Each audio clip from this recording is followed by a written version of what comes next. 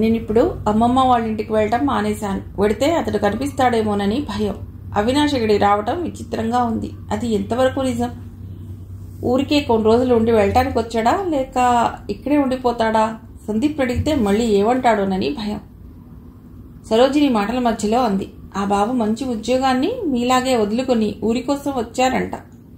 తన మాటల్ని బట్టి చూస్తే తనకి అవినాష్కి మధ్య ఉన్న బంధం ఎవరికీ తెలియదనిపిస్తోంది. తన దగ్గర ఎవరు ఇండైరెక్ట్ గా కూడా కదపటం లేదు. ఎవరికీ తెలియకపోవడమే మంచిది. కాస్త ఊపిరందినట్లు అనిపించింది. పాపని కూడా తాతయ్య వాళ్ళింటికి పంపడం మానేశాను. తాతయ్య అమ్మమ్మ అప్పుడప్పుడు వచ్చి చూసెడుతున్నారు. వాళ్ళు నా దగ్గర అవినాష్ విషయం ఎత్తడం లేదు. ఇహ అప్పటికి అర్థమైంది, తన ఇష్టం లేకుండా ఎవరూ ఆ టాపిక్ తన దగ్గర ఎత్తరని. ఆ బాధ తగ్గిపోయాక అసలు అవినాష్లో ఈ మార్పు ఎలా వచ్చిందో, ఇది నిజమా డ్రామానా? అత్తయ్య మావయ్య ఎలా ఊరుకున్నారు? లాంటి సందేహాలు తలెత్తాయి. ఎవరిని అడిగితే ఎలా రియాక్ట్ అవుతారోనని ఊరుకున్నాను.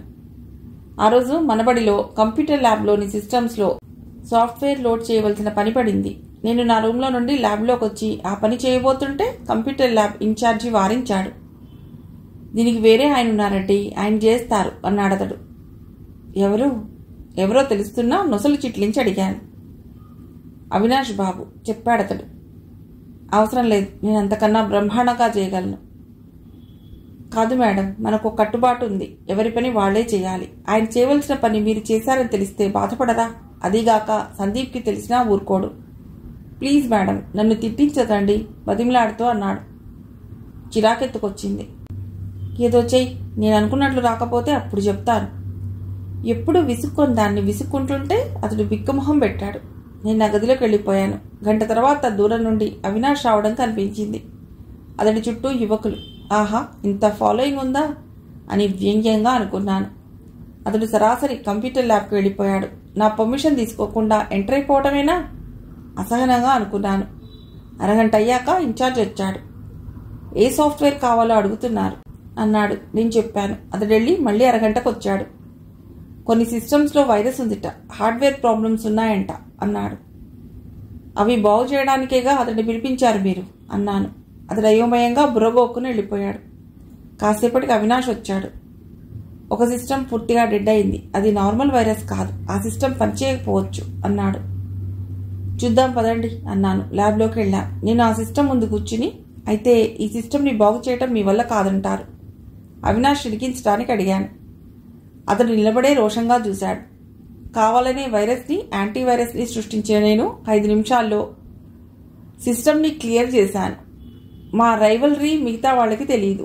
కంప్యూటర్లో ఇలా చేయొచ్చన్న విషయం కూడా వాళ్ళకి తెలియదు. అవినాష్ గంటసేపు కుస్తీ పట్టిన అవని పని నేను 5 నిమిషాల్లో చేశానన్నదే వాళ్ళకి అర్థమైంది. ఇన్ఛార్జి గారు, పర్లేదా?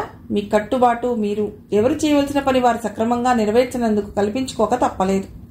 సారీ, మీ సందీప్ ఊరుకుంటాడో లేదో మరి అన్నాను. వాళ్ళిద్దరి మొహాల్లో కత్తివేటుకి నెత్తురు చుక్క లేకుండా అయింది. అవినాష్ విసవిసా నడుచుకుంటూ వెడుతుంటే నాలో ఉప్పొంగిన కసి కాస్త చల్లారినట్లు అయింది. ఎవరూ నోరెత్తి మాట్లాడకుండా, ఎవరిని నొప్పించకుండా, తప్పు చేసినా చిరునవ్వుతో సరిదిద్దే నేను ఇలా మాట్లాడడం మిగతా వాళ్ళకి ఆశ్చర్యాన్ని కలిగించి ఉంటుంది. కానీ నా ఆవేశం ముందు ఆ విచక్షణ పనిచేయలేదు. ఇంటికొచ్చాక కూడా పదే పదే ఆ సంఘటనే కళ్ల ముందు మెదులుతోంది. అవినాష్ని అవమానించటానికి తను అలా ప్రవర్తించటం ఎంతవరకు సబబు అన్న ప్రశ్న తలెత్తింది. రాత్రి భోజనానికి సందీప్ ఇక్కడికే వచ్చాడు. వాడి ముందు గిల్టీగా అనిపించింది. అవినాష్ సందీప్కి ఏమైనా చెప్పి ఉంటాడా? అయినా సందీప్ తనను అడగడు. అసలు పట్టించుకోవద్దని చెప్పాడుగా. బాబాయ్, మనం తాతయ్య వాళ్ళింటికి వెళ్ళటం లేదే? పాప దీర్ఘం తీస్తూ ప్రశ్నించింది. మీ అమ్మనే అడుగు. సందీప్ కూడా దీర్ఘం తీశాడు. ఏ, ఇక్కడ ఆటలు సరిపోవడం లేదా? చిరుకోపంగా అడిగాను. నాకు బాధగానే ఉంది. అవినాష్ మూలంగా పాపకి కూడా రిస్ట్రిక్షన్స్ మొదలయ్యాయి. ఈ చోటికి వెళ్ళకు, ఆ చోటికి వెళ్ళొద్దు. ఇలా ఈ పసి వయసులో నా సమస్యల ప్రభావం పాప మీద పడుతోంది. దీన్ని ఎలా నివారించాలో తెలియటం లేదు. దిగులుగా పాప వంక చూడసాగాను. సందీప్ గమనించినట్లున్నాడు. నా వంక సైగ చేస్తూ, లేనప్పుడు ఒకసారి తీసుకెళ్లి ఆడించి తీసుకొస్తాను అన్నాడు. సరేనని తలూపి ఊరుకున్నాను. అలా 2-3 సార్లు అయ్యాక పాప రాగానే ఆదుర్దాగా చూసేదాన్ని. నాన్నని చూశానని ఎక్కడ చెప్తుందోనని. అదృష్టవశాత్తు అలాంటిదేమీ జరగలేదు. ఎన్ని రోజులు ఇలా చాటుమాటుగా? రేపెప్పుడైనా ఎదురుపడక తప్పదు. అప్పుడు పాప అడిగే ప్రశ్నకి ఎలా సమాధానం చెప్పాలి? ఇన్ని సమస్యలు ఉంటాయని తెలిసి తెచ్చిపెట్టాడు సందీప్. తాతయ్యకి మాత్రం తెలియదా? అసలేం జరిగింది? వీళ్ళిద్దరూ వెళ్ళి 10 రోజులు హైదరాబాద్లో ఉండి మరీ అవినాష్ని తీసుకొచ్చారు. ఏవో గొడవలు జరిగే ఉంటాయి, లేకపోతే అవినాష్ తనంతట తను కదిలేస్తాడా? తట్టుకోలేని ఆలోచనలు మనసు మీద దాడి చేస్తుంటే సందీప్ని పిలిపించాను. సందీప్, నాకు నిజాలు తెలియాలి. రావడమే అడిగేశాను. దేని గురించి? తెల్లబోయినట్లు అడిగాడు. అవినాష్ ఇక్కడికి రావటం గురించి. అతడి స్వభావం ఇది కాదు. డబ్బుకి కెరీర్కి విలువిచ్చే మనిషి. ఇక్కడికి ఊరికే వచ్చేశాడంటే నేను ఎలా నమ్మాలి? ఏమ్మా, మనుషుల్లో మార్పు ఉండదా? అన్నయ్య స్వభావం అదేనని మీకెలా తెలుసు? బలవంతంగా అతడి మీద రుద్దిన విలువల మూలంగా అలా మారి ఉండవచ్చు కదా, స్పష్టంగా అన్నాడు. తిరుగులేని అతడి సమాధానానికి ప్రతిగా ఏం మాట్లాడాలో నాకు తెలియలేదు. చూడండి, ఈ 4 రోజులు నేను ఆడుతూ పాడుతూ మీరడిగిన ప్రశ్నని నవ్వుతూ తేల్చేశాను. కానీ ఎప్పటికైనా మీకు నేను సమాధానం చెప్పి తీరాలి. చాలా విషయాలు మీకు తెలియాలి. విని ఓర్చుకునే ఓర్పు ఉందని మీకు అనిపిస్తే చెప్తాను. ఎందుకంటే విన్నాక మళ్ళీ ద్వేషం పెంచుకోనని మాట ఇవ్వాలి. పాప గురించి ఆలోచించండి. పిల్లలకి తల్లిదండ్రులిద్దరి ప్రేమ పొందడం హక్కు. అదీగాక తప్పు చేసిన వాళ్ళని మనం మాటలతో చిత్రహింసలు పెట్టడం కన్నా అర్థం చేసుకోవటానికి ప్రయత్నించాలి అని చెప్పి ఆగాడు. నేను తల పంకించాను. మీరు అన్నయ్యతో వెళ్లకుండా మీ అమ్మగారింట్లో ఉండిపోయాక అన్నయ్య బాగా డిస్టర్బ్ అయ్యాడంట. అసలు ఇంటికే రావటం మానేసి ఫ్రెండ్స్తో బార్లకి పబ్లకి వెళ్లేవాడంట. ఒకసారి కొత్త రకం కాక్టైల్ ట్రై చేసినప్పుడు అది పడకపోవటంతో వామిటింగ్స్ అయి బాగా సఫర్ అయ్యాట. అదృష్టవశాత్తు డ్రింక్కి అడిక్ట్ కాకపోవడంతో ఆ దెబ్బ నుండి డ్రింక్ మీద ఎవర్షన్ వచ్చేసింది. అదిగో ఆ ఎవర్షనే అన్నయ్యకి సమస్యలు తెచ్చిపెట్టింది. ఇదివరకు ఆ మత్తులో కాలక్షేపం చేసేవాడు. ఇప్పుడు అది లేకపోవటంతో ఒంటరితనం చుట్టుముట్టింది. ఒకవైపు వ్యక్తిగత సమస్యలు, ఇంకోవైపు ఉద్యోగ జీవితంలోనూ అవమానాలు, ఆదరించే వ్యక్తులు కరువవటం. ఇన్ని సమస్యల మధ్య బ్యాలెన్స్గా ఉండలేకపోయాడు. అమ్మా నాన్నలతో కూడా ఏవో గొడవలు. వాళ్లతోనా? ఆశ్చర్యంగా అన్నాను. బ్యాంక్ లోన్స్ కట్టడం లేదని ఫిక్స్డ్ డిపాజిట్ క్యాన్సిల్ చేసేశారంట నాన్న. తనని అడగకుండా చేశారని అన్నయ్యకి కోపం. ఇంకా జాబ్లో డిమోషన్ గురించి కూడా చులకనగా మాట్లాడారంట. అన్నయ్య గట్టిగా మాట్లాడాడంట. అమ్మ ఏడుపు, నాన్న తిట్లు, ప్రతిరోజు ఏదో గొడవే. ఈ ప్రభావం అన్నయ్య జాబ్ లైఫ్ మీద పడింది. ఉద్యోగ బాధ్యతలు సక్రమంగా నిర్వహించడం లేదని 2 సార్లు మెమో ఇచ్చి ఆల్టర్నేషన్ చూసుకోమన్నారట. అంత అవమానం జరిగే వరకు ఆ కంపెనీలోనే ఉన్నారా? ఆశ్చర్యంగా అన్నాను. అతడి అప్పటి పరిస్థితి నాకు జాలి కలిగించడం లేదు. ఈగోతో, బ్యాడ్ థింకింగ్తో తెచ్చిపెట్టుకున్న సమస్యలు ఇవి. అవును, పెద్ద పెద్ద కంపెనీల్లో అన్నయ్య గురించి చాలా మందికి తెలుసు. ఎందుకంటే అన్నయ్యకి ఆ సర్కిల్లో తెలివైన మూర్ఖుడు అన్న పేరుందిట. వేరే కంపెనీకి పెట్టిన అప్లికేషన్స్ రిజెక్ట్ అవ్వడంతో భయపడి ఆ కంపెనీలో ఉండటానికి చాలా ట్రై చేశాడు. అది వాళ్ళకి మరింత లోకువైంది. చివరికి ఆత్మవిశ్వాసం లోపించిన మిమ్మల్ని ఎందుకు టర్మినేట్ చేయకూడదో తెలుపమని షోకాజ్ నోటీస్ ఇచ్చారట. ఇక అప్పుడు జాబ్ మానేసి మిగతా కంపెనీలకి ట్రై చేశాడు. వారం రోజులు ఖాళీగా ఉండేసరికి పిచ్చెక్కిపోయింది. ఏదో చిన్న కంపెనీలో తక్కువ శాలరీకి జాయిన్ అయ్యాడు. అక్కడ వాళ్ళ బాస్తో మాట వచ్చింది. అతడు అన్నయ్య వ్యక్తిగత విషయాలను కూడా ఎత్తి కించపరుస్తూ మాట్లాడేసరికి ఆవేశం ఆపుకోలేక అతడి షర్ట్ కాలర్ పట్టుకున్నాడంట.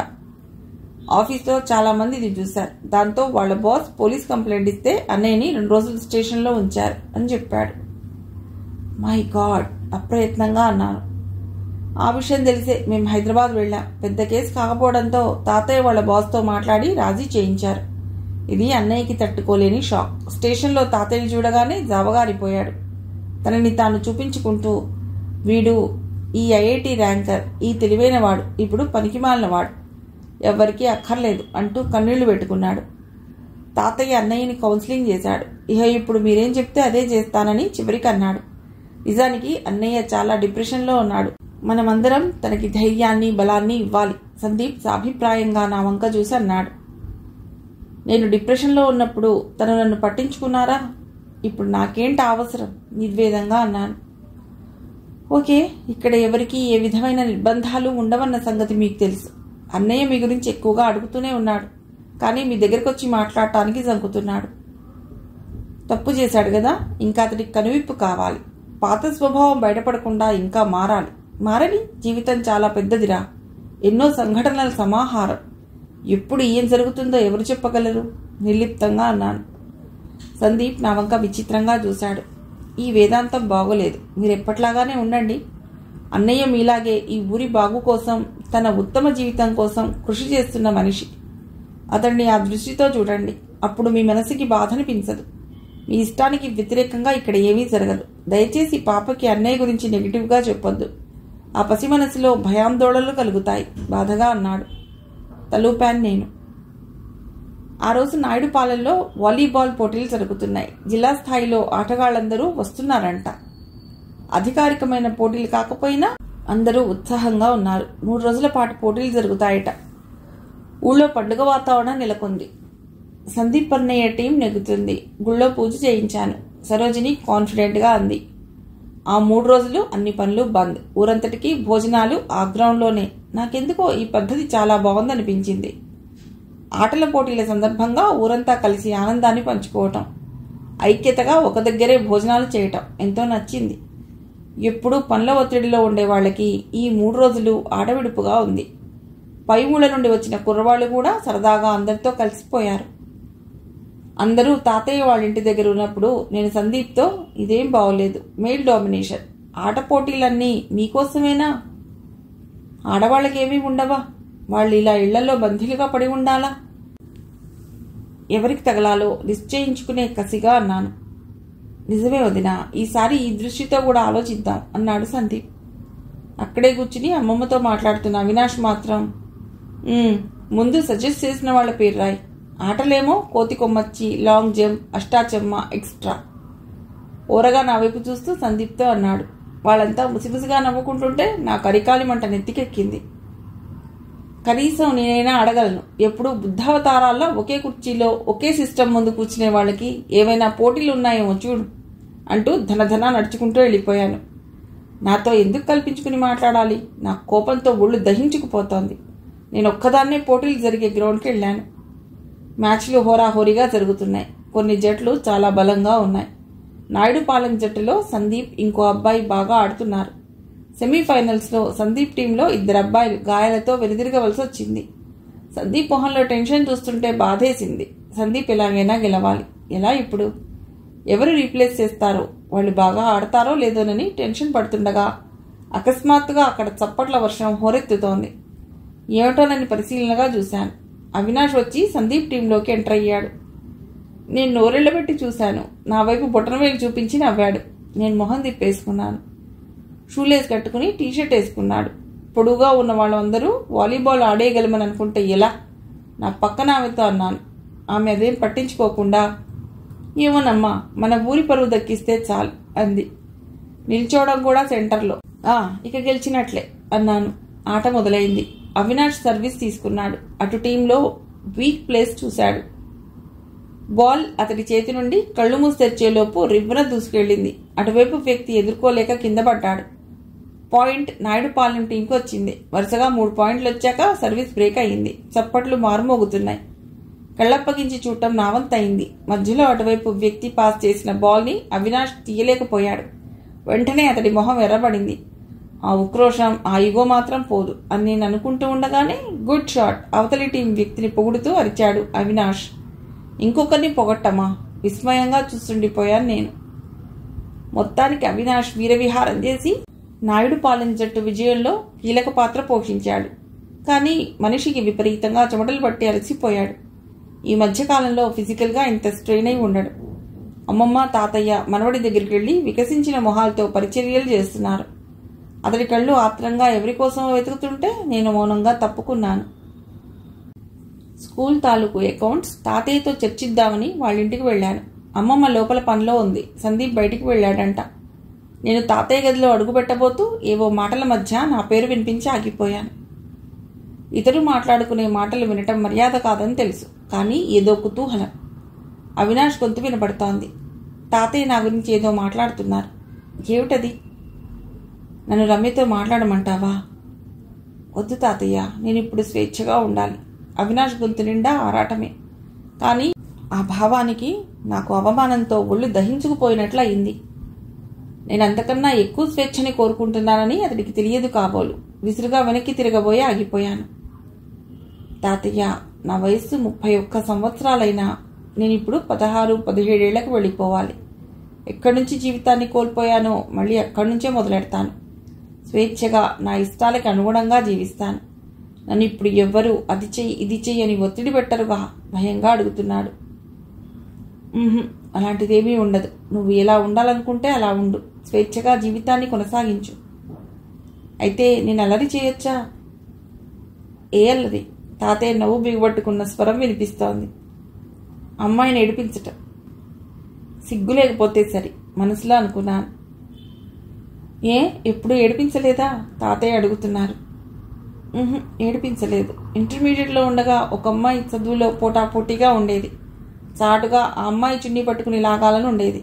ఫ్రెండ్స్ అందరూ ఎంకరేజ్ చేశారు. కానీ చదువు బదులు ఇలాంటి ఆలోచనలు రావటం తప్పేమోనని అణిచిపెట్టేసుకున్నాను. సరే అయితే ఇప్పుడు ఎవరి కొంగు పట్టుకు లాగుతావు? తాతయ్య ఆసక్తిగా అడుగుతున్నారు. నిశ్శబ్దం కాసేపు. నాకు ప్రేమించాలనుంది తాతయ్య. ఎవరిని? మీకు తెలుసు. చిన్నగా నవ్వులు. మళ్ళీ అవినాష్. ప్రేమించి దగ్గరవ్వాలనుంది. ముందు వెంటపడాలి, ఏడిపించాలి, ఐ లవ్ యూ చెప్పాలి, చెప్పించుకోవాలి, దెబ్బలాటలు, కలిసిపోవటాలు, టీనేజ్ అబ్బాయిలా ప్రవర్తించాలనుంది. ఏదీ మిస్ కాకూడదు అన్నాడు. అబ్బో, ఈ వయసులో దసరా బుల్లోళ్ళ తయారవుతున్నారు కాబోలు. ఇప్పుడు ఇక్కడ ఏ పిల్ల దొరికిందో మళ్ళీ ఇద్దరికీ తెలుసంట. ధుమధుమలాడుతూ అమ్మమ్మ దగ్గరికి వెళ్ళాను. ఎంతసేపు అయింది వచ్చి? అందమ్మమ్మ. ఇప్పుడే. ఆమె చేతిలో పని అందుకుంటూ అన్నాను. ఏం అలా ఉన్నావు? బాగానే ఉన్నాను, కానీ నీ మనవడికి పెళ్లి చేయవా? అకస్మాత్తుగా అన్నాను. ఇంకా వాడికి వయసే మించిపోయింది. 24 ఇంకో 2-3 ఏళ్ళాగి. ఆ మనవడు కాదు. మరి నీ పెద్ద మనవడు అక్కసుగా అన్నాను. అమ్మమ్మ పక్కాలను నవ్వి, ఓసి నీ అసాధ్యం గూలా, వాడి గురించా? అయితే వెళ్ళి వాడిని అడక్కపోయావా? సరిగ్గా సమాధానం చెప్పేవాడు అంది. అయినా నాకెందుకులే, నాకు సంబంధం లేని వ్యక్తుల గురించి మూతి ముడుచుకుని అంటుండగానే అవినాష్ వచ్చి గుమ్మం వద్ద నిల్చున్నాడు. వెళ్ళిపోదామంటే అడ్డు తొలగడని భయం. ఎందుకో ఇప్పుడు కొత్తగా అతడి మొహం చూడాలంటే సంకోచంగా ఉంది. ఎవరినమ్మమ్మ అడగమంటున్నావు? ఎవరి గురించి? ఆరాగా అన్నాడు. చెప్పేనా అన్నట్లుగా చూసింది అమ్మమ్మ. నేను బిక్కమొహం పెట్టాను. అమ్మమ్మ నేను పెడతాను, గోడవైపు తిరిగి అన్నాను. నాకు అమ్మమ్మ అయినప్పుడు నీకు వరస మారుతుంది. నువ్వు అమ్మమ్మ అంటావేమిటి? అవినాష్ నన్ను ఉద్దేశించి అన్నాడు. నా ఇష్టం. అమ్మమ్మ ఊళ్ళో అందరికీ అమ్మమ్మే. అయినా నన్ను నువ్వు అని పిలిచే హక్కు వాళ్ళకి లేదని చెప్పమ్మమ్మ. సరే ఏం చేస్తాం? నానమ్మ నేను మార్చుకుంటాను. ఇక ఆమె గారికి చెప్పు, మీరు అనే పిలుస్తామని అన్నాడు. నేను అలాగే నిల్చున్నాను. అవినాష్ కదలడు. నాకేమో ఊపిరాడనట్లుగా ఉంది. నానమ్మ ఏం వండుతున్నావు? ఇంచుమించు నా పక్కకి వచ్చి నిలబడి అడిగాడు. రమ్మి చేస్తోందిరా వంట, తననే అడుగు అందే అమ్మమ్మ. ఇక అయిపోయాం. నేను ఈరోజు బయట ఎక్కడన్నా తిట్టా. పారిపోబోయినట్లు యాక్షన్ చేశాడు. వండితే తెలుస్తుంది కష్టమేటో. నిలిచిని అందరూ వంకలు పెడతారు అన్నాను. సరే అయితే అమ్మమ్మ సారీ. నానమ్మ ఏది? ఆనపకాయ ఇలాతే చాకు పట్టుకుని దాని వంక క్రూరంగా చూశాడు. ఈలోపు సరోజని, సందీపు వచ్చారు. అమ్మమ్మకి ఎప్పుడూ సాయం చేసేవాళ్లు కూడా వంటగదిలోకి వచ్చేశారు. అందరూ అవినాష్కి సపోర్ట్గా నిలబడి ఎంకరేజ్ చేస్తుంటే పరపరా కూరలు తరిగేసి కళపెళ పులుసులు మరిగించి వేసి వంటగదంతా సామాను చిందరవదర చేసేస్తూ హడావిడి పడుతూ ఉంటే నేను ఉక్రోషంగా చూస్తూ ఉండిపోయాను. అన్నయ్య ఆనపకాయ పులుసు సూపర్, ఇంత రుచికరమైన పులుసు ఇంతవరకు ఎప్పుడూ తినలేదు అంటూ సందీప్ వాళ్ళ అన్నయ్యని ఉబ్బేస్తుంటే మహానుభావుడి మొహం ఎంత వెలిగిపోతోందో. నా వంక గర్వంగా చూశాడు. నేను బయటకు వచ్చేసాను. ఎలాగైనా వాళ్ళు ఒకటే. సందీప్ కూడా వాళ్ళ అన్నయ్య జట్టే. చిన్న పిల్లలా ఉడుక్కున్నాను. బయట అరుగు మీద కూర్చున్నాను. ఏం చేయాలో తోచనట్లు అసంతృప్తిగా ఉంది. తప్పులు చేసి నన్ను బాధపెట్టి నా మనసు విరిచేసిన వాడు అవినాష్. ఆ సంగతి ఎవరికీ పట్టడం లేదు. ఇప్పుడొచ్చి ఏదో మారిపోయినట్లు యాక్షన్ చేస్తుంటే అందరూ నమ్మేసి అతన్ని ఏమీ అనకుండా అంతా కలిసి సరదాగా ఎంజాయ్ చేస్తున్నారు. కెరీర్ వదిలేసి ఇక్కడికొచ్చి మారిపోయినట్లు యాక్షన్ చేస్తే అతడికి వచ్చే లాభం ఏమిటి? మళ్ళీ నా మనసే ప్రశ్నించింది. ఏమో మరి నాలో నేనే విసుగ్గా అనుకున్నా. ప్రేమిస్తానంటున్నాడుగా, ఏ పిల్ల వెంట పడతాడో ఏమో. ఇప్పుడు ఈ ముచ్చట్లు కావాల్సి వచ్చాయి కాబోలు. మనసులో ఏదో జలసీ లాంటి భావం కలగడంతో నాకే ఆశ్చర్యం వేసింది. మన బడి ఇప్పుడు విజయవంతంగా నడుస్తోంది. 95% పిల్లలు బడికి వస్తున్నారు. 100% పిల్లలు బడిలో చేరటం కోసం నేను కృషి చేస్తున్నాను. నేను అనుకున్న కాన్సెప్ట్కి పిల్లలు బాగా రెస్పాండ్ అవుతున్నారు. ఒక పద్ధతి ప్రకారం సిలబస్ ఫాలో అవుతుండటంతో పిల్లల్లో ఒత్తిడి ఉండటం లేదు. ఆసక్తితో బడికి వస్తున్నారు. పిల్లలకి జ్వరాలు జలుబులు వచ్చి రెస్ట్ తీసుకోమని చెప్తున్నా వినిపించుకోకుండా ఈరోజు బడిలో ఏ సరదాలు మిస్ అవుతాయోనని ఆరాటంగా వచ్చేస్తున్నారు. నేను సందీప్ పిల్లలకి పాఠాలు చెప్తాం. తాతయ్య కూడా కొన్ని వ్యవసాయ విభాగాల పట్ల ఆసక్తి ఉన్న పిల్లలకి ప్రాక్టికల్స్ నిర్వహించి వాళ్లల్లో ఆసక్తిని క్రియేట్ చేస్తున్నారు. ఈ మధ్య పెద్ద పెద్ద తరగతుల పిల్లల కోసం కంప్యూటర్ లెక్చరర్ దొరక్క యాడ్ ఇచ్చాం. మా కండిషన్స్ చాలా ఉండటంతో అప్లికేషన్స్ చాలా తక్కువ వచ్చాయి. అందులో అవినాష్ బయోడేటా ఉండటం చూసి ఆశ్చర్యపోయాను. తాతయ్యకి చూపించాను. నువ్వు ఇంటర్వ్యూ కండక్ట్ చేయి, వ్యక్తిగత ఇష్టాయిష్టాలను పక్కన పెట్టు, సరిగ్గా ఆన్సర్ చేసిన వారికి ఉద్యోగం ఇవ్వు, వారి గతాలు చరిత్రలు మనకు అనవసరం అన్నారు. ఇప్పుడు నేను అవినాష్కి ఇంటర్వ్యూ కండక్ట్ చేయాలా? గుండె దడదడలాడింది. ఆ రోజే ఇంటర్వ్యూ. 6 వచ్చారు, అవినాష్తో సహా. 2 ఆడవాళ్లు, 4 మగవాళ్లు. ఒక్కొక్కరిని ఇంటర్వ్యూ చేస్తుంటే నాకు నీరసం వచ్చింది. అందులో 3 ఎక్కడా ఉద్యోగాలు దొరక్క ఇక్కడికి వచ్చారు. ఒక అమ్మాయి నాలెడ్జ్ బాగుంది కానీ ఆఫ్టర్ ఆల్ ఈ పల్లెటూరులో స్కూలు, వాళ్ళు నాకు ఇంటర్వ్యూ చేయగలరా అన్నంత ఈగోయిస్టిక్గా ఉంది. ఒక అబ్బాయి నాకు ఎదురు కండిషన్లు పెట్టాడు. చివరగా వచ్చినవాడు అవినాష్. నీట్గా డ్రెస్ చేసుకుని వచ్చాడు. ఇక్కడ కూడా ఆటలు పట్టిస్తాడు కాబోలు. ఎలాగా అనుకుని మదన పడ్డాను. కానీ నా అనుమానాన్ని పటాపంచలు చేశాడు. అవినాష్ లోపలికి రాగానే పొలైట్గా విష్ చేశాడు. వెటకారమేమోనని అతని మొహాన్ని పరిశీలించాను. నిర్మలంగా కనిపించాడు. అలా నిల్చునే ఉండటం చూసి ఆశ్చర్యపోతూనే ప్లీజ్ బీ సీటెడ్ చెప్పాను. థ్యాంక్ యూ అంటూ కూర్చున్నాడు. పేరు మిగతా ఫార్మాలిటీస్ అడగటం నాకే ఎబ్బెట్టుగా అనిపించింది. 8వ తరగతి పిల్లలకి వాళ్ళ అవగాహన శక్తిని బట్టి ఒత్తిడి లేకుండా కంప్యూటర్స్లో ఏ అంశాలు సిలబస్గా చేరిస్తే బాగుంటుందో అడిగాను. చక్కటి ఇంగ్లీష్లో ధాటిగా ప్రారంభించాడు.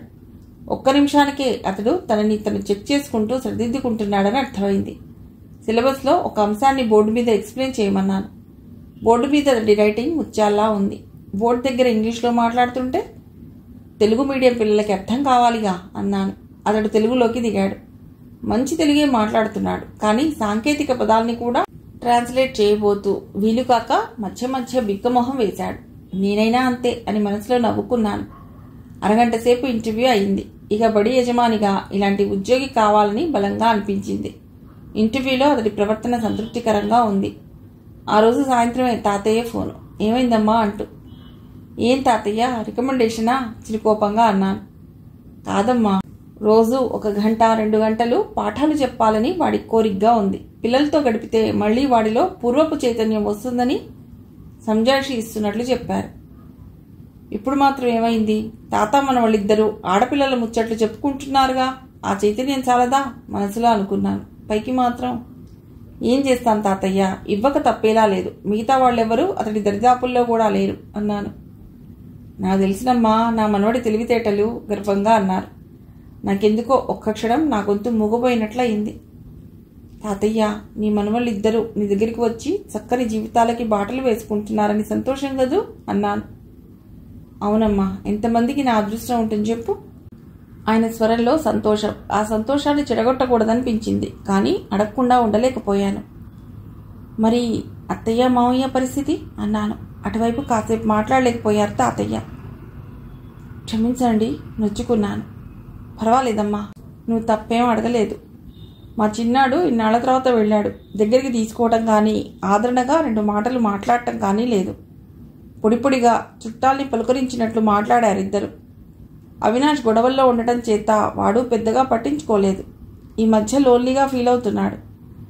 ఆ మధ్య అడిగితే అమ్మకి నేను ఇష్టం లేదా అని బాధగా అడిగాడు.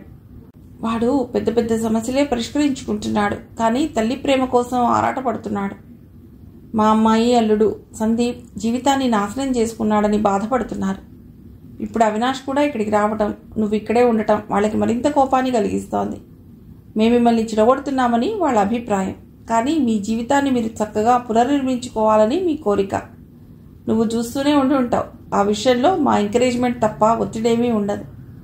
ఇక మా అల్లుడు రిటైర్ అయ్యాక వాళ్ళు ఎక్కడ ఉండాలనుకుంటున్నారో వాళ్లే నిర్ణయించుకుంటారు. అలాగే మీరు కూడా ఎన్నాళ్ళు ఎక్కడ ఉన్నామన్నది కాదు, జీవితానికి కావలసిన అనుభవాన్ని ఎంత గడించామన్నది ముఖ్యం తాతయ్య చెప్పారు. ఎప్పటికైనా వాళ్ళకి తెలుస్తుంది తాతయ్య, ఎన్నాళ్ళని ఆ కాంక్రీట్ జంగల్లో గడుపుతారు.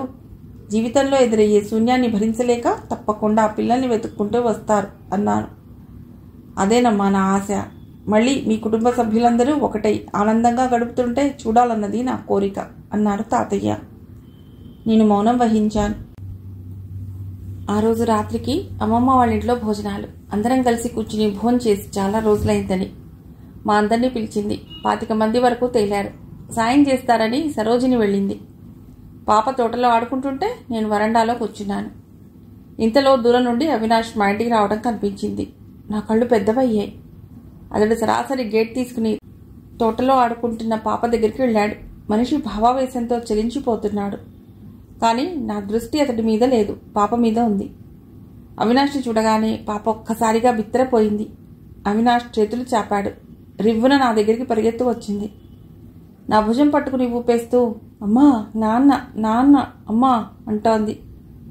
విస్మయంగా పాప వంక చూశాను. నేను బదిలివ్వకపోయేసరికి పరిగెత్తుకుంటూ వెళ్ళి అవినాష్ చేతుల్లో వాలిపోయింది. అతడు హృదయానికి హత్తుకున్నాడు. పాప అతడి మెడ చుట్టూ చేతులేసి బల్లిలా ఖర్చుకుపోయింది. పాపని అతడు లాగేసుకుంటున్నాడా? తీవ్రమైన పొజిటివ్నెస్తో ఆవేశం వచ్చింది. ఇది నా ఇల్లు. నా అనుమతి లేకుండా వచ్చి నా పాపని ఎత్తుకునే హక్కు మీకు లేదు. ఇక్కడి నుంచి వెళ్ళిపోండి గట్టిగా చెప్పాను. అప్పటి వరకు తాదాత్మ్యంలో ఉన్న అతడు తెల్లమొహం వేశాడు. దింపండి మళ్ళీ చెప్పాను. అతడి మొహం కోపంతో ఎరిపెక్కింది.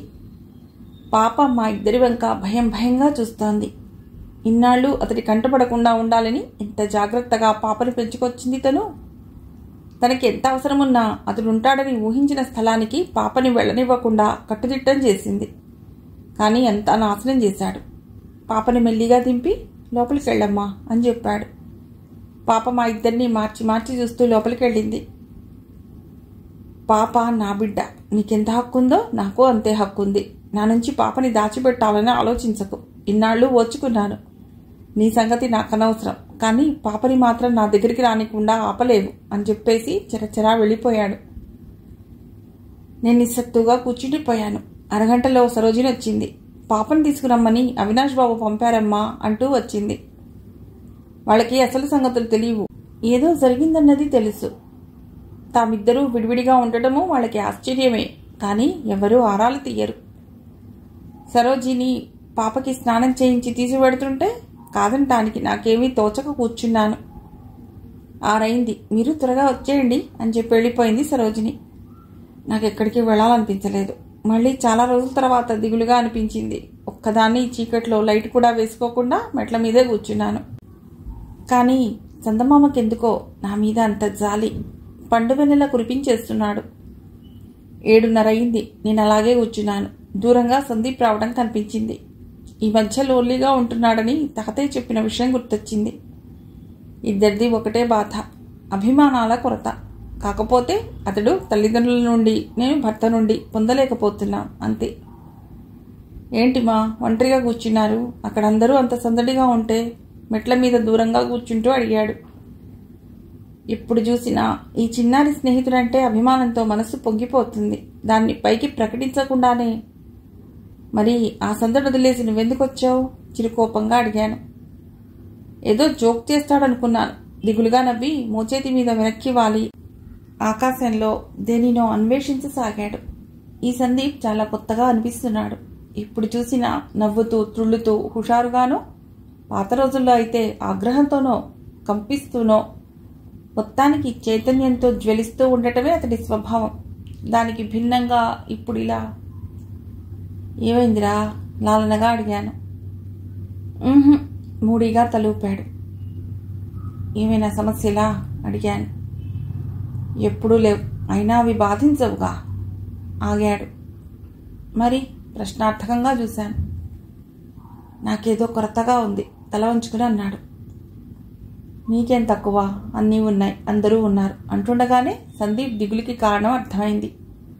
తల్లిదండ్రుల ప్రేమని నిండారా పొందాలని ప్రతి ఒక్కరికి ఉంటుంది. అందులో లోటుపాట్లుంటే పిల్లలు విలవిల్లాడిపోతారు. అక్కడికి అమ్మమ్మ తాతయ్యల ఆదరణ దొరికింది కాబట్టి, తనకంటూ ఒక వ్యక్తిత్వం ఉంది కాబట్టి ఇలా జీవితాన్ని మలుచుకున్నాడు. కానీ పూరించని ఖాళీలు గుర్తొచ్చినప్పుడల్లా ఎవరికైనా బాధ కలగడం సహజమే. అత్తయ్య మావయ్య గుర్తొస్తున్నారా అడిగాను. బలహీనంగా నవ్వాడు. ఆలోచనల్ని అణుచుకోవటానికేమో తలని చిన్నగా విదిలించి మొహం పక్కగా తిప్పుకున్నాడు. కాసేపు సమయం భారంగా గడిచింది. నాకన్నా, నా సుఖ సంతోషాల కన్నా వాడికి డబ్బే ముఖ్యమా? ఎంతటి ఆవేదన అతడి గొంతులో! మనసు కదిలించేసింది. అసలు ఇంతటి ప్రేమాస్ఫురుడైన కొడుకుని వదులుకుంటారా ఎవరైనా? అత్తయ్య మామయ్య ఎంత మూర్ఖులు! ప్రపంచంలో చాలా మందిని చూసి అదే గొప్ప లక్ష్యం అనుకున్నారు. ఆస్తులమ్మైనా పిల్లల మీద పెట్టుబడి పెడితే తిరిగి వాళ్ళ ద్వారా పొందొచ్చు అని. మీ అన్నయ్య దాన్ని నిజం చేశారు. నువ్వు నీకు నచ్చిన మార్గాన్ని ఎంచుకున్నావు. అనుబంధాన్ని డబ్బు శాసిస్తోంది.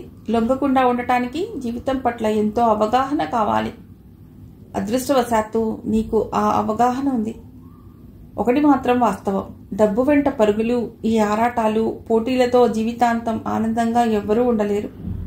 ఏ సంఘర్షణ జీవితాన్ని ఆనందాన్నిస్తుందో, ఏ పోరాటాలు సంతృప్తినిస్తాయో మనకి మనం గమనించుకోవాలి.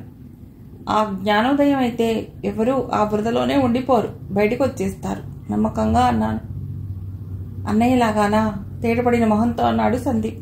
నా మొహం చిన్నబోయింది. అవినాష్తో ఈ విషయము మధుర స్మృతిగా లేదు. కానీ ఇప్పుడిప్పుడే ఎవరో ఒక కొత్త మనిషి పరిచయం అయినట్లుగా తప్ప, ఆత్మీయ బంధువుని చూసినట్లే మనసులో పెరవేసుకుపోవాలన్న ఆతృత కలగటం లేదు. నా గురించి ఆరాటపడుతున్న సందీప్ని చూసి చిన్నగా నవ్వాను. వెన్నెల్లో అతడి మొహంలోని కాంతి మరింత మెరిసింది. నీకు జీవితంలో అన్ని ప్రేమలు లభిస్తాయి నమ్మకంగా చెప్పాను. నా మాటల్ని నమ్ముతున్నట్లుగా తలూపాడు. నువ్వు ఒక లక్ష్యాన్ని ఎంచుకుని నీ అభివృద్ధితో పాటు ఇతరుల అభివృద్ధిని కోరుతున్నావు, కృషి చేస్తున్నావు. ఇంతకన్నా ఏం కావాలి? అసలు ముందుగా నువ్వు నీ గురించి చెప్పు. నీ జీవన విధానం నీకు సంతృప్తిగా ఉందా? ప్రశ్నించాను. 100% సగర్వంగా అన్నాడు. అప్పుడు అతడి మొహం వింత కాంతితో ప్రకాశిస్తోంది. మన జీవన విధానం మనకి నచ్చడం ముఖ్యం. తర్వాత జీవిత భాగస్వామి.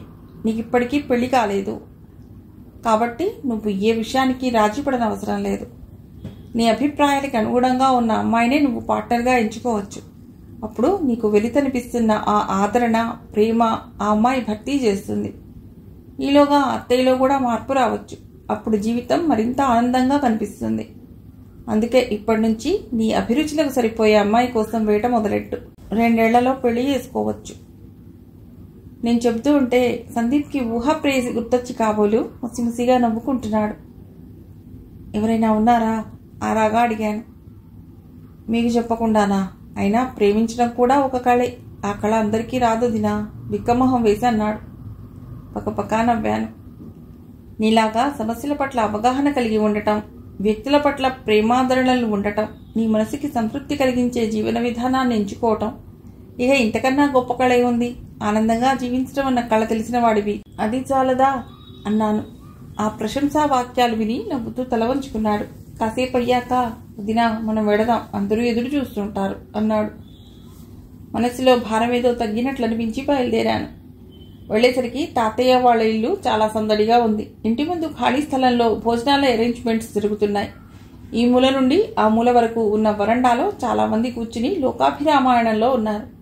అమ్మమ్మ హడావిడిగా అటు ఇటు తిరుగుతోంది. నన్ను చూడగానే ఏమ్మా ఇంత లేటు అంది.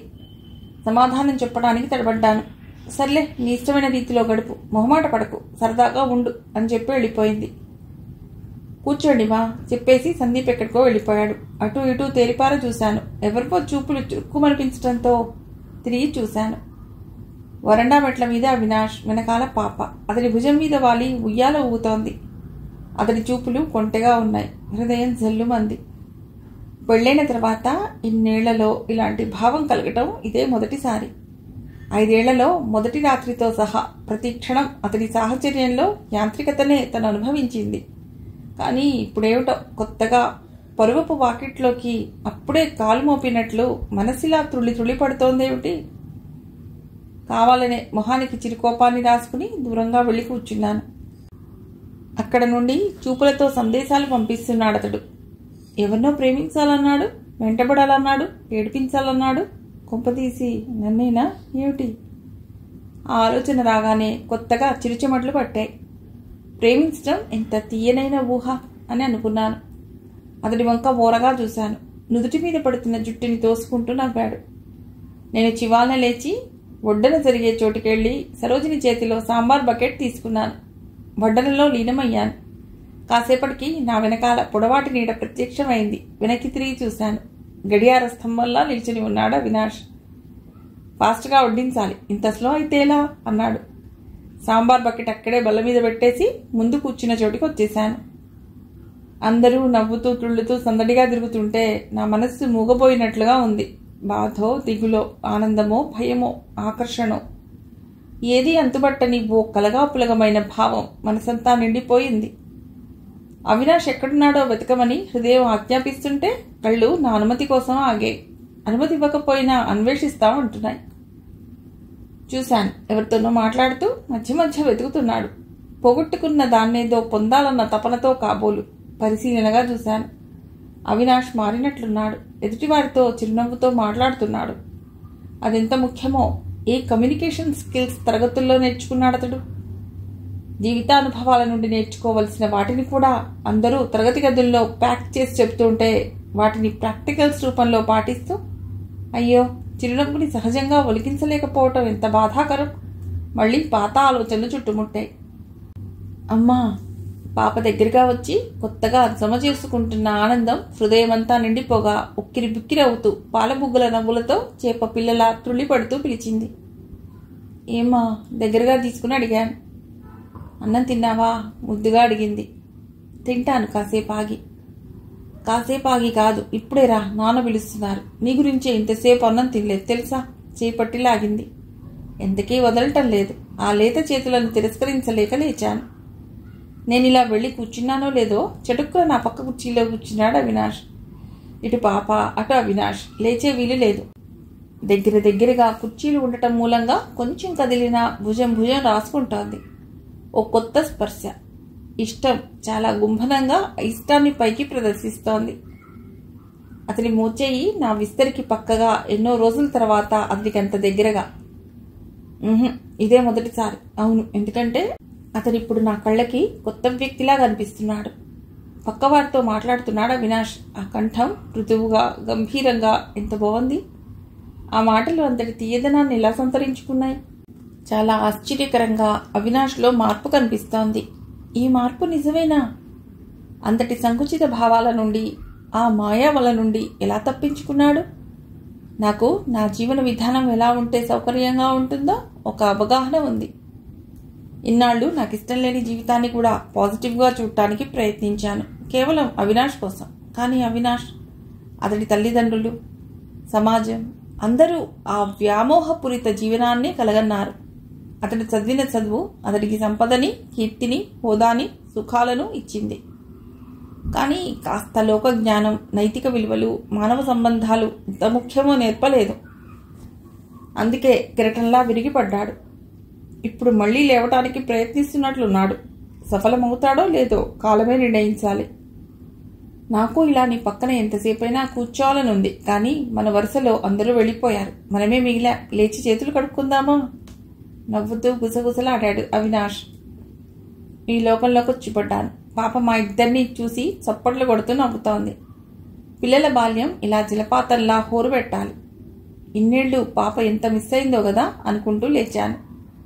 పాపని కూడా నాకు దూరం చేస్తాడా అని ఎంత దిగులుతో ఈ భోజనాల దగ్గరికి వచ్చానో ఆ దిగులు కాస్త తగ్గినట్లయింది పాపలో చైతన్యాన్ని చూసి. అందరూ ఎవరికిష్టమైన దగ్గర వాళ్ళు కూర్చుని కబుర్లు చెప్పుకుంటున్నారు. అవినాష్, సందీప్ అమ్మమ్మ దగ్గర కూర్చుని గారాలు పోతున్నారు. మా ఇటు రండి, సందీప్ పిలిచాడు. ఇహ పాప ఊరుకుంటుందా? వెళ్ళి వాళ్లకు కొంచెం దగ్గరలో కూర్చున్నాను. ఈ మధ్య పని ఒత్తిడిగా ఉన్నట్లుంది, చిక్కిపోతున్నావమ్మా, అమ్మమ్మ ఆప్యాయంగా అంది. అమ్మమ్మ భుజం మీద తలవాల్చి ఆమె చేతిగాజులు సవరిస్తోన్న అవినాష్ చటుక్కున తలెత్తి నా వంక పరిశీలనగా చూడసాగాడు. నా మొహం కందిపోయింది. అసలు ఈ తన్మయత్వం ఏంటో, ఇన్నాళ్లు ఎక్కడ దాక్కుందో విసుక్కున్నాను. చక్కనమ్మ చిక్కినా అందమే అంటూ సొంత బాడీలో పాడేస్తున్నాడు అవినాష్. సందీప్ ముసిముసి నవ్వులు చూసి ఉడుక్కున్నాను. మొహం పక్కకి తిప్పి కూర్చున్నాను. అమ్మమ్మ, పెళ్ళికి మంచి పిల్ల ఉంటే చూడు, హుషారుగా అన్నాడు అవినాష్.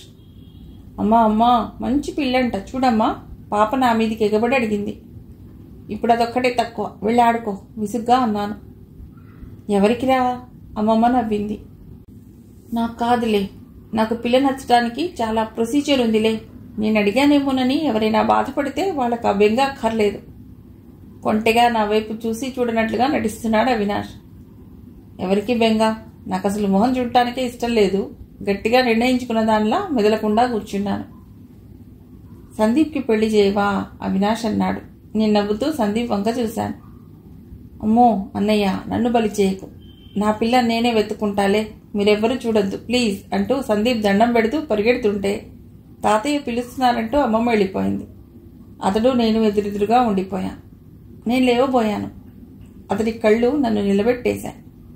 లేవలేకపోయాను. మా మీద జోరున వెన్నెల వాన. అతడు నన్ను ఏమైనా అడుగుతాడేమోనని ఆశిస్తోంది నా మనసు. కానీ అతడికి ఆ ఉద్దేశమే లేనట్లుంది. జరిగిన దానికి క్షమించమనటమో, ఇంకెప్పుడు అలా ప్రవర్తించననో, ఇంకెన్నాళ్ళు ఇలా దూరంగా ఉండాలి అనో అడిగితే నా మనసులోని బాధని పూర్తిగా తొలగించుకునేలా అతన్ని గట్టిగా నిలదీసి నిందించాలని ఉంది. కానీ ఆ ఉద్దేశమే లేనివాడిలా, టీనేజ్ కుర్రవాడిలా ప్రేమ మైకంతో తుళ్ళి పడుతున్నాడు. కొన్ని సంవత్సరాలు వెనక్కి వెళ్ళిపోయాడు. అవినాష్ నేను కోల్పోయిన దగ్గర నుండి మొదలెడుతున్నాడు. ఈ ఊహ నాలో కొత్త ద్వారాలు తెరిచింది. నిజమా? అయితే అతడిప్పుడు తన యవ్వనారంభపు రోజుల్ని ఆవాహన చేసుకుంటున్నాడు. ఎంత అద్భుతంగా ఉంది ఈ స్థితి. నేను నా యవ్వనపు తొలి రోజుల్ని గుర్తు తెచ్చుకోసాగాను. మనసులో అవ్యక్తానుభూతులు తెరలుగా కదులుతున్నాయి. అతడి మొహంలో విస్మయం కదలాడుతోంది. నేను ఇంతటి మాధుర్యాన్ని మనసులో నింపుకుని అతడి వంక తదేకంగా చూస్తున్నప్పుడు నేనెలా అతడికి కనబడతానో ఊహించగలను. అతడేం మాట్లాడటం లేదు. నేను కదలలేకపోతున్నాను. నేను వెళ్ళాలి, చివరికి ఓడిపోయి అన్నాను. మధురంగా నవ్వాడు, చేతుల మీద వెనక్కి వాలి పడుకుని ఆకాశం వంక చూస్తూ. వెళ్ళగలవా అన్నాడు. 2 రకాలుగా వినిపించిందా మాట. ఇన్నాళ్ళు ఎలా వెళ్ళగలిగాను? అనకుండా ఉండలేకపోయాను. అమృత భాండం మలినమైనట్లు అతడి మొహం మ్లానమైంది. తనకు నచ్చని వాటిని మౌనంగా జీర్ణించుకోవడానికన్నట్లు కళ్ళు మూసుకున్నాడు. ఇప్పటి వరకు ఎంత కళకళలాడుతూ ఉన్నాడు. నేను అనవసరంగా అన్నానా? మదనపడసాగాను. కానీ వాస్తవమేగా, అదేనా అతను చెప్పింది. దానికి అతడు బాధపడితే ఇంకేం మారినట్లు? నన్ను నేను సమాధానపరుచుకోసాగాను. అతడు కళ్ళు తెరిచాడు. మళ్లీ కాంతి నింపుకుని నవ్వాడు. అతడే గెలిచాడు. నేను ఓడినా అతడు గెలిచినందుకు చాలా సంతోషంగా ఉంది. 11 గంటలు కొట్టింది గడియారం. పాపం తీసుకుని ఇంటికి బయలుదేరాను. వెనక నుండి ఆప్యాయంగా ఆలింగనం చేసుకుంటున్న ఆ కళ్ళలోకి తిరిగి చూడలేదు. ఎందుకంటే అతడన్నట్లు నిజంగానే వెళ్లలేనేమోనని భయం వేసింది. అవినాష్ ఆ గ్రామానికి వచ్చాక కంప్యూటర్ టెక్నాలజీని వినియోగించుకోవటం ఎక్కువైంది. ఇప్పుడు చాలా పనులు సులువుగా త్వరగా అయిపోతున్నాయి. గేమ్స్ కోసమో, ఎంటర్టైన్మెంట్ కోసమో, కాలక్షేపానికో కాక కంప్యూటర్ని అభివృద్ధి కోసం మాత్రమే ఉపయోగించటం వల్ల ఎవరికీ సమయం వృధా కావటం లేదు. ఆ రోజు సరోజినికి జ్వరంగా ఉండటంతో ప్రాథమిక ఆరోగ్య కేంద్రానికి తీసుకెళ్లాను. ఆ ప్రాంగణం అంతా పరిశుభ్రంగా ఆకుపచ్చగా కళకళలాడుతూ అనారోగ్యాన్ని సగం తగ్గించేలా ఉంది. హెల్త్ అసిస్టెంట్ సరోజినిని పరీక్షించి మందులు రాసిచ్చాడు. వైరల్ ఫీవర్ అని భయపడవలసిందేమీ లేదని చెప్పాడు. 3 వచ్చేస్తుండగా ఎదురయ్యాడు అవినాష్. కొంచెం వడలినట్లుగా కనిపించాడు. నన్ను చూడగానే అతడి మొహంలో ఎనలేని చైతన్యం, కొంటెదనం ప్రవేశించాయి. అవినాష్ బాబుకు కూడా జ్వరమే. సరోజిని చిన్నగా అంది. కొంచెం నీరసంగా ఉన్నట్లు కనిపించడమే తప్ప మనిషి హుషారుగానే ఉన్నాడు. నాకు తెలియకుండానే నా నడక మెల్లగా అయిపోయింది. సరోజిని గమనించినట్లుంది. మీరు మాట్లాడేసి రండి, నేను ఇంటికి ఎడతాను అంటూ నా చెవిలో గుసగుసలాడి వెళ్ళిపోయింది. అతడి నడక వేగం కూడా తగ్గింది. అడుగులో అడుగు వేసుకుంటూ నా ముందుకొచ్చి నిల్చున్నాడు. 10 రోజుల 12 గంటల 25 నిమిషాలు నా కళ్ళలోకి చూస్తూ అన్నాడు. అయోమయంగా చూశాను. చిరునవ్వులు వెలకబోశాడు. నిన్ను చూసి 10 రోజుల 12 గంటల 25 నిమిషాలు అయింది మృదువుగా అన్నాడు. నా హృదయంలో వసంతం చిగుర్లు వేసింది. నా కోసం, నన్ను చూడటం కోసం అతడి నిమిషాలు లెక్క పెట్టుకుంటున్నాడు. ఎంత బాగుంది ఈ ఊహ. పరవశించిపోతున్న మనస్సుని అదుపు చేసుకుంటూ తల తిప్పుకుని చెట్లు చేమలు చూడసాగాను. తదేకంగా చూసి నిట్టూర్చి ముందుకు అడుగు వేయబోయాడు అవినాష్. తేరుకుని కంగారుగా అవినాష్ అని పిలిచాను. సంభ్రమంగా తలదిప్పి చూశాడు. జ్వరమా? టాబ్లెట్ వేసుకున్నారా? చిన్నపిల్లల బట్టి పెట్టి అప్పచెప్పినట్లు అడిగాను. Thank you. అతడి గొంతులో ఎంతో సంతోషం. కాలం మా మధ్య మౌనంగా సుడులు తిరిగింది. అతడు నాతో ఏదో మాట్లాడటానికి తటపటాయించడం నాకు అర్థమైంది. ఏదైనా అతడి నుంచే రావాలి పట్టుదలగా అనుకున్నాను. నన్ను నేను ఓసారి సమీక్షించుకోవాలి. కొంచెం సహకరిస్తావా? అభ్యర్థనగా అడిగాడు అవినాష్. అతడి స్వరానికో ఆ మాటలకో విచలితురాలనయ్యాను. ప్లీజ్, నేనెక్కడ కాదంటానోనని మళ్ళీ అన్నాడు. తలూపాను. అలా తోటలోకి వెడదాం అన్నాడు. సరే, ముందు మీరు చెకప్ చేయించుకుని రండి, నేను ఇక్కడ వెయిట్ చేస్తానని చెప్పాను. అతడు లోనికి వెళ్ళాక నేను ఆవరణలో ఉన్న బెంచ్ మీద కూర్చున్నాను. ఇప్పటి వరకు గడిచిన కాలాన్ని, అనుభవాలను నేను సమీక్షించుకుంటున్నాను. నా జీవితంలో వచ్చిన మార్పులేంటో నాకు స్పష్టంగా తెలుస్తున్నాయి. నా జీవితం నా చేతుల్లో ఉండటం, నిర్ణయాధికారం నాకే ఉండటం చాలా సౌకర్యంగా ఉంది. కొన్ని అనుభవాలతో జ్ఞానం నేర్చుకుని ఎంపిక చేసుకోవటం మరింత ఆత్మవిశ్వాసాన్ని పెంచుతోంది. నాతో ఏం మాట్లాడతాడు అవినాష్? ఏ కన్ఫ్యూషన్స్తో తనని నా ముందు పరవాలనుకుంటున్నాడు? ఖచ్చితంగా అవి గతకాలపు అతడి ప్రవర్తనా మూలాలకు సంబంధించినవి అయి ఉంటాయి. ఆలోచిస్తూ కూర్చున్నాను. పావుగంటలో అవినాష్ వచ్చాడు. వెడదామా అడిగాడు. మౌనంగా అతన్ని అనుసరించాను. ఇద్దరం కలిసి తోట వైపు నడవసాగాం. రోడ్డు మీద మేమిద్దరం కలిసి నడుస్తుంటే 2-3 పెద్దవాళ్లు మమ్మల్ని చూసి చిరునవ్వుతో తలలు పంకిస్తూ ముందుకు నడిచారు. అప్రయత్నంగా మొహాలు చూసుకున్నాం. నవ్వులు తారట్లాడాయి. పాలకేంద్రం దాటి ముందుకెడుతుంటే సందీప్ కనిపించాడు. మా ఇద్దరినీ చూసి ఆశ్చర్యంతో నోరు తెరిచాడు. ఏ తర్వాత అతడి మొహంలో ఆనందం ఎలా పరుగులు తీసిందో వర్ణించనలవి కాదు. నా వైపు బొటనవేలు చూపించాడు. ఇట్లా కొత్త అనుభూతుల పూలతోటలో నడుస్తూ తోటలోకి చేరుకున్నాం. పూల మొక్కలు, పళ్ళ చెట్లతో రంగురంగులుగా శోభాయమానంగా ఉంది ప్రకృతి. గాలి చల్లగా సువాసనాభరితంగా వీస్తోంది. ఇక్కడ కూర్చుందామా? పచ్చిక ప్రదేశాన్ని చూపిస్తూ అన్నాడు. తలూపి కూర్చున్నాను. అతడు కాస్త దూరంలో కూర్చున్నాడు. 10 నిమిషాలు పరిసరాలు గమనించడంలో మునిగిపోయాం. ఎవరి ఆలోచనలు వారివై మౌనాన్ని సృష్టించాయి. చాలా ఏళ్ల తర్వాత ప్రశాంతంగా ఉండటం అంటే ఏమిటో మనసుకి ఇప్పుడే తెలుస్తోంది. అతడి స్వరం చిత్రంగా ధ్వనించింది. నువ్వెలా ఉన్నావు? మళ్ళీ అతడే హఠాత్తుగా అడిగాడు. ఇక్కడ ఈ జీవితం చాలా సంతృప్తిగా ఉంది, నిజాయితీగానే చెప్పాను. నీకేమీ అసంతృప్తులు లేవా? ఆరాటంగా అడిగాడు. నన్ను నేను సమీక్షించుకోసాగాను. పెళ్ళయ్యే వరకు నా జీవితమంతా ఆనందంగా రంగుల హరివిల్లుగా ఉండేది. నా కాబోయే భర్త గురించిన ఊహలు సంతోషాన్ని ఇచ్చేవి. ఎక్కువేమీ కోరలేదు నేను. ఒకరి స్వేచ్ఛను ఇంకొకరు గౌరవించుకుంటూ ప్రేమ అవగాహనలతో సాగిపోవాలనుకున్నాను. అదే కరువైంది నాకు. ఇక జీవితంలో ఇంకేమీ లేదనుకున్న తరుణంలో ఆ శూన్యంలో నేనుండగా చిన్నవాడే అయినా చాలా పెద్దరికాన్ని చూపించాడు సందీప్. సందీప్ సహకారమే లేకపోయి ఉంటే నేను ఇలా జీవితాన్ని పునర్నిర్మించుకోలేకపోయేదాన్నేమో. ఇప్పుడు మళ్ళీ నేను సంతోషంగా ఉన్నాను. ఇక అసంతృప్తి అంటారా? మనసులో ఏదో మూల ఓ వెలితి అప్పుడప్పుడు బాధిస్తోంది.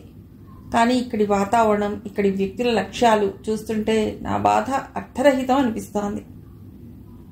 నేను నిక్కచ్చిగానే నా మనసులోని విషయాన్ని చెప్పాను. చెబుతున్నంతసేపు అతడి ముఖం రంగులు మారుతూనే ఉంది. చివరికి విచారంగా కనిపించాడు. నా మూలంగానే అన్ని బాధలు. బరువుగా ధ్వనించింది అతడి స్వరం.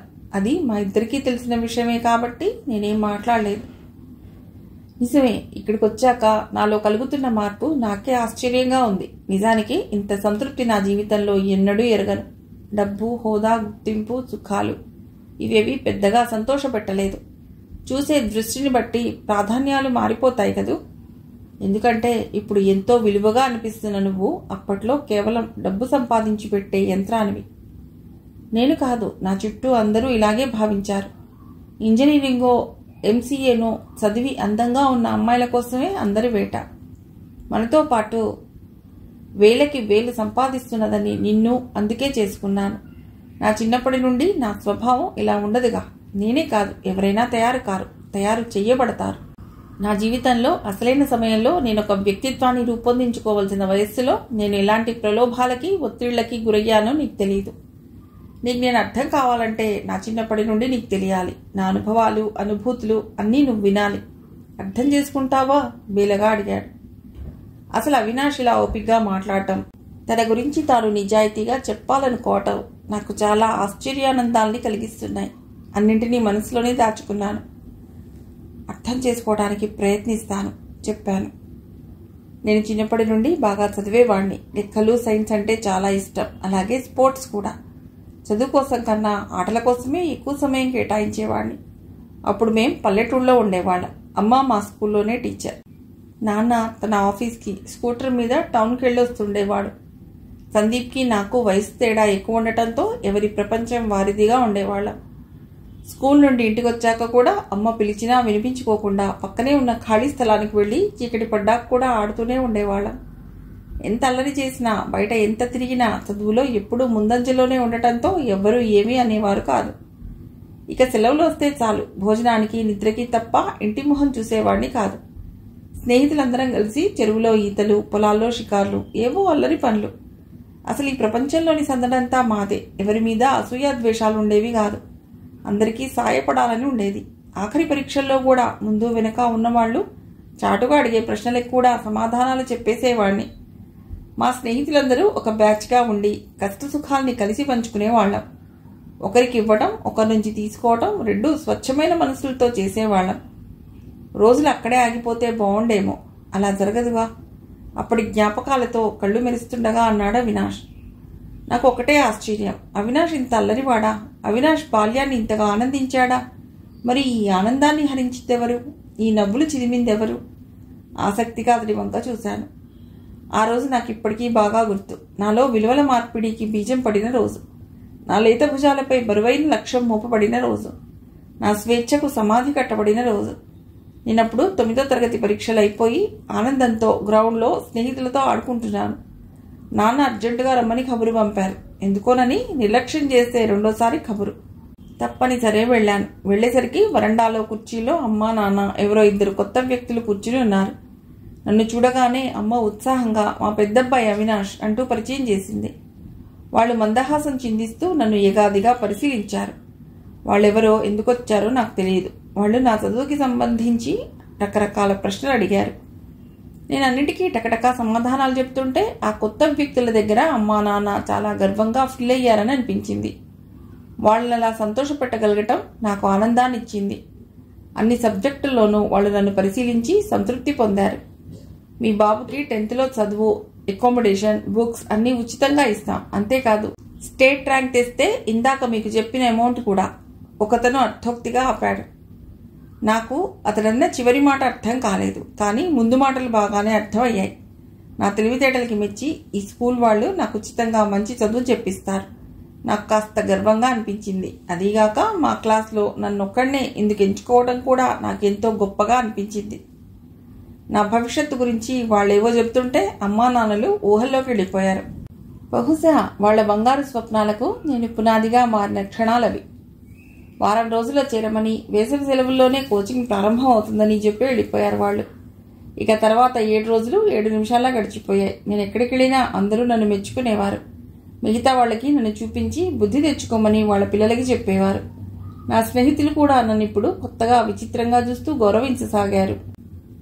ఈ 7 రోజులు ఆటపాటలు, అల్లరి తగ్గి ఈ విషయం మాట్లాడసాగాను.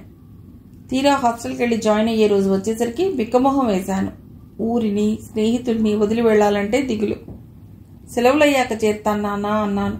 నేను అన్నదాని మాట అన్నట్లు, ఇంకెప్పుడు అలాంటి ఊహలు కూడా రాకూడదన్నట్లు అమ్మా, నాన్న చాలా కోపడ్డారు.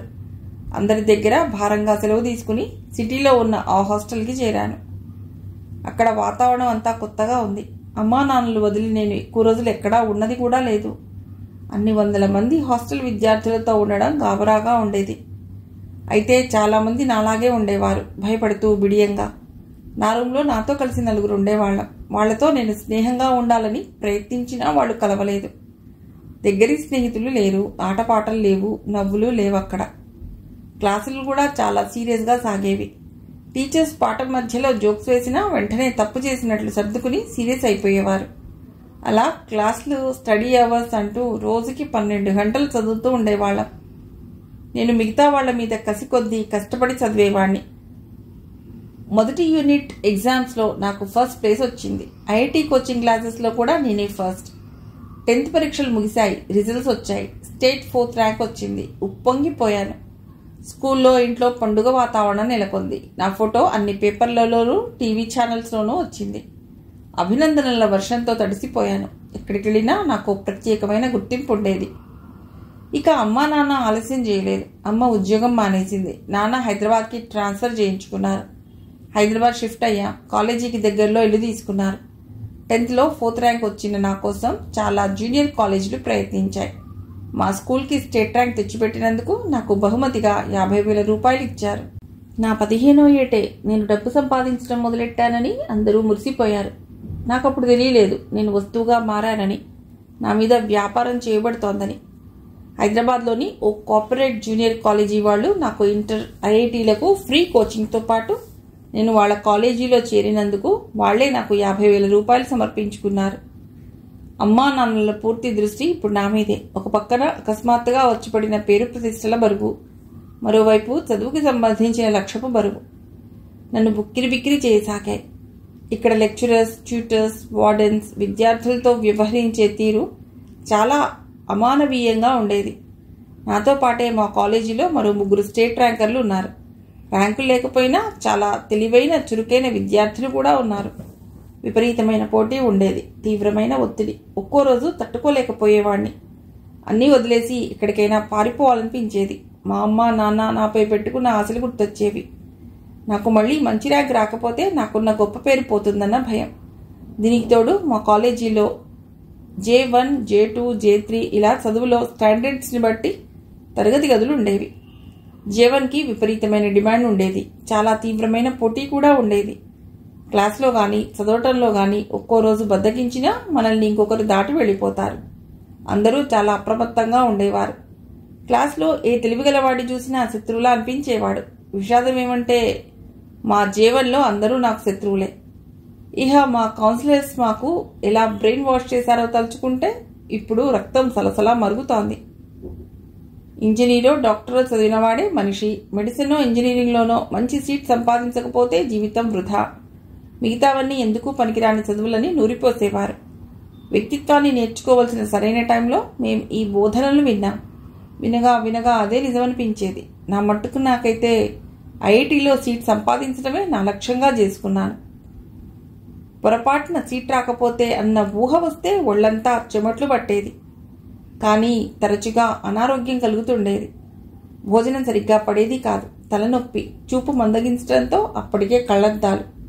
చదివింది మర్చిపోయేవాణ్ణి. పరీక్షల సమయానికి చదివినవి గుర్తొచ్చేవి కావు. మ్యాథ్స్ ఇదివరకులా చురుగ్గా చేయలేకపోయేవాణ్ణి. ఫలితంగా క్వార్టర్లీ ఎగ్జామ్స్లో క్లాస్లో 7th ప్లేస్కి పడిపోయాను. అదీగాక పర్సంటేజ్ కూడా తగ్గింది. ఆ రోజుని నేను జీవితంలో మర్చిపోలేను. అసలే మార్కులు తక్కువ వచ్చాయన్న దిగుల్లో ఉన్నాను.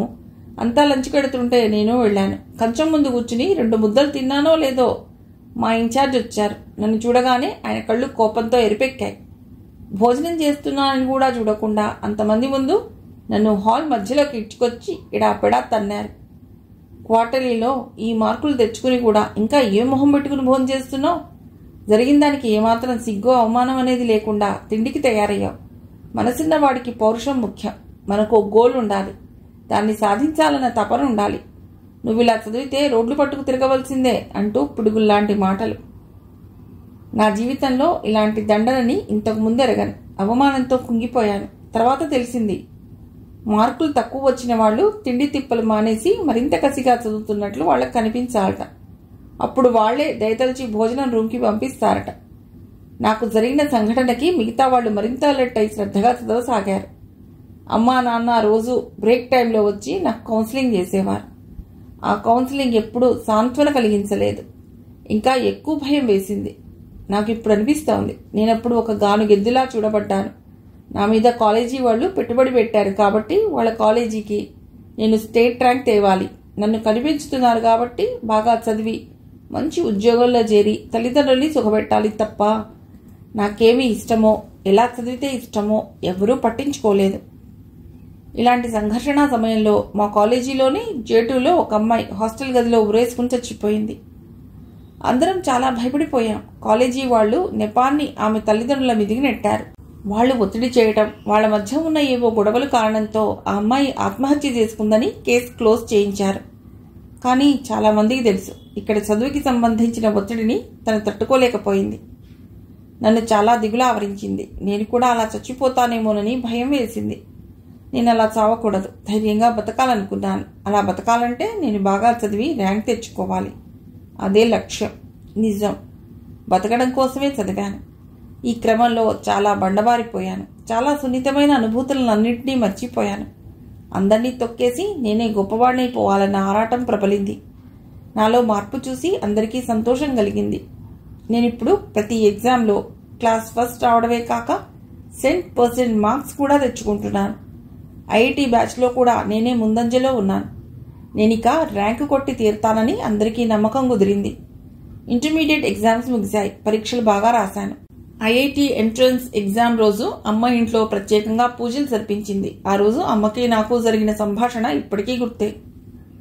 జాగ్రత్తగా, టెన్షన్ పడకుండా ఆన్సర్ చేయి. అప్పటికి అమ్మ చెప్పడం ఏ 100ో సారో. అన్నిటికీ తలూపాను. మనసులో అప్పటికి మిగతా టెన్షన్లు ఏమీ లేవు, కానీ ఒకే ఒక్క ఆలోచన మెదులుతోంది. ఎలా అడగాలో తెలియక సతమతం అవ్వసాగాను. ఏమిట్రా, నా నాంచుడు చూసి అమ్మ ఆదుర్దాగా అంది. ఆ సందేహం కూడా నివృత్తి చేసుకుంటే మరింత ఉత్సాహంగా ఎంట్రన్స్ రాయగలను అనిపించింది. అమ్మా, నాకు ఒకవేళ ఐఐటిలో సీట్ రాకపోతే? భయంగా చూస్తూ అడిగాను. అమ్మ నిర్ఘాంతపోయింది. చూస్తుండగానే ఆమె కళ్ళల్లో గిర్రలో నీళ్లు తిరిగాయి. మొహం కందిపోయింది. తట్టుకోలేనట్లు కుర్చీలో కూలబడింది. ఈ సమయంలో ఈ మాటలేంట్రా? నాన్న నన్ను గట్టిగా ఏమీ అనలేక విసుక్కున్నారు. కానీ నేనెంత జీవన్మరణ సమస్యగా భావించి అడిగానో వాళ్ళకి అర్థం కాలేదు. నాకు ఎవరి మీదో దేని మీదో చెప్పలేనంత కసి. అమ్మ కన్నీళ్లతోనే దగ్గరకొచ్చి, నా ప్రాణాలన్నీ నీ చదువు మీదే పెట్టుకున్నానురా, నా ఆశల్ని వమ్ము చేయకు అంది. నాకు దుఃఖం రాబోతే ఆపుకున్నాను. నాన్న మా ఇద్దరిని మందలించారు. ఊహించినట్లుగానే ఎంట్రన్స్ చాలా బాగా రాశాను. స్టేట్లో 2nd ర్యాంక్, ఆల్ ఇండియా లెవెల్లో 9th ర్యాంక్ వచ్చింది. ఇక అప్పటి నుంచి అన్ని సంఘర్షణలు పోయాయి. నేనెంత గొప్పవాడినో, తెలివైన వాడినో నాకు అర్థమైంది అనుకున్నాను.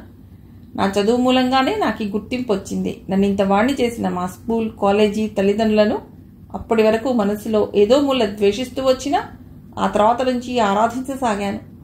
ఐఐటిలో ఇంజనీరింగ్ చదువు కూడా ఒత్తిడితో సాగింది. తర్వాత ఉద్యోగంలోనూ ఒత్తిడే.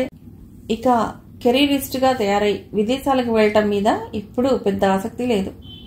ఇండియాలో ఉండే డబ్బు సంపాదించగలనన్న ధీమా ఉండేది. అదీగాక పెళ్ళయ్యాక నా పార్ట్నర్ ఉద్యోగాన్ని బట్టి కూడా నిర్ణయించుకోవచ్చని ఆగాను. మిగతా సంగతులు నీకు తెలుసు. అసలు జీవితంలో పెళ్ళనేది ఎంత ముఖ్యమైనదో తెలియక ఎంత యాంత్రికంగా నిన్ను పెళ్లి చేసుకున్నాను. ఎంత యాంత్రికంగా నీతో కాపురం చేశాను. చివరికి నా తెలివితేటలు, సామర్థ్యం, నా చదువు ఏదీ కూడా నాకు జీవితం పట్ల అవగాహనని కలిగించలేకపోయాయి అంటూ చెమ్మగిలిన కళ్లను కర్చీఫ్తో ఒత్తుకున్నాడు అవినాష్. అన్ని బరువైన జ్ఞాపకాలను తలుచుకోవటం మూలంగానేమో అతడి మొహం ఉద్విగ్నంగా ఉంది. ఇప్పుడు అవినాష్ నాకు చాలా వరకు అర్థమయ్యాడు. అన్ని రోజులు కలిసి ఉన్న ఏనాడు ఇలా నా ముందు తన జీవితాన్ని పరచలేదు. ఇంతవరకు నన్ను ముసురుకున్న మేఘాలు తొలుగుతున్నట్లయ్యాయి. హృదయం తేటగా ఉంది. ఆర్ద్రతతో నిండిపోయింది. అవినాష్ నా వంక చూస్తున్నాడు. నేనేం మాట్లాడతానా అని.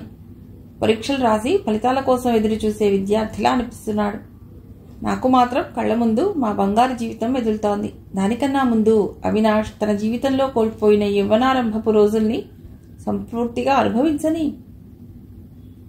అవినాష్ లాంటి ఎంతమంది సాఫ్ట్వేర్ ఉద్యోగులు ఈ చిలిపితనపు అల్లర్లను, ప్రేమలను పోగొట్టుకుని యాంత్రికమైన శృంగార జీవితాలను గడుపుతున్నారో కదా. భార్యాభర్తల మధ్య చక్కని బంధం ప్రేమే కదా. దీనికన్నా మధురమైనదా డబ్బు? అదృష్టవశాత్తు మేమిద్దరం యవ్వనం మిగిలుండగానే మేలుకున్నాం. మా కోసం మేము ఎలా జీవించాలో, ఇతరుల కోసం ఎలా ఆలోచించాలో నేర్చుకున్నాం. ఇందులోనూ సంఘర్షణలు, కష్టాలు కలగొచ్చు, కానీ ఇరువురూ కలిసి పోరాటం సంతృప్తినిస్తుంది. నేను అవినాష్ చేతి మీద మృదువుగా తట్టి లేచాను. ఏదో అర్థమైనట్లు థ్యాంక్ యూ మెరుస్తున్న కళ్ళతో చెప్పాడు. నేను అతడికి అర్థమవటానికి, అతడు నాకు అర్థమవటానికి ఇక పెద్దగా మాటలేం అవసరం లేదనిపించింది.